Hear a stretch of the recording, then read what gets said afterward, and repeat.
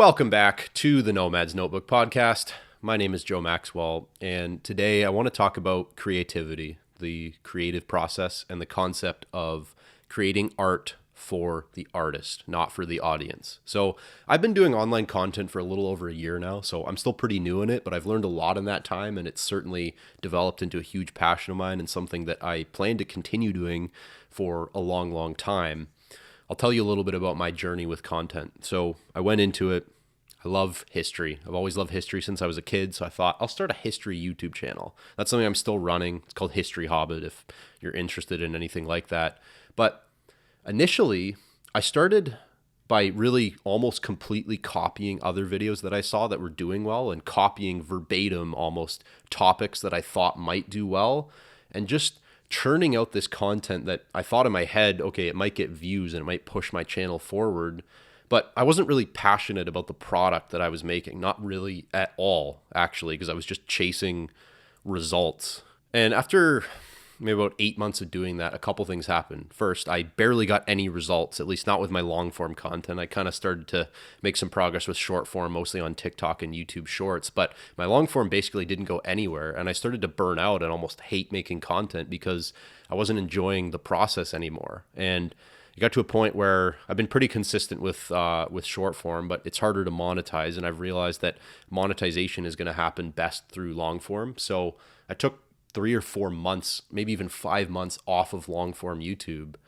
And fairly recently, really after Christmas, and especially since I got back from a recent vacation, I've kind of had clarity of mind and I've come back to long form in a different way with a couple things in mind.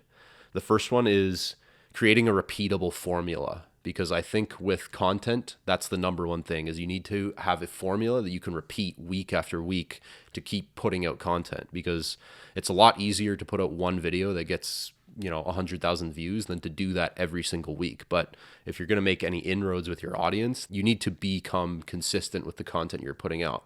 But the second thing is I've really focused on doing the content I want to make. I find stories that really resonate with me.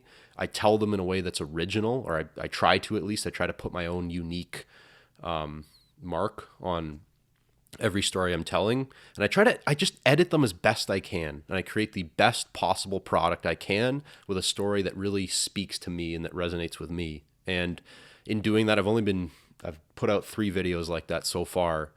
And I've already started to make inroads. They're performing better than a lot of my older content because they're more truthful. I think they're better quality. But most importantly, I've enjoyed that process. And I'm not going to burn out doing it because I genuinely enjoy the content that I'm making. So the takeaway from this little story and this kind of little experiment with content that I've been doing is if you're an artist, a creator of any kind, and art is subjective.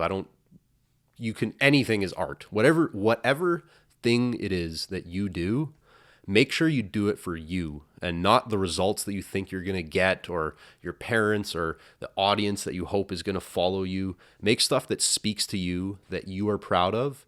And over time, it might take years, but like-minded people will come along for the ride. You're going to form an audience of like-minded people, which ultimately is what you want.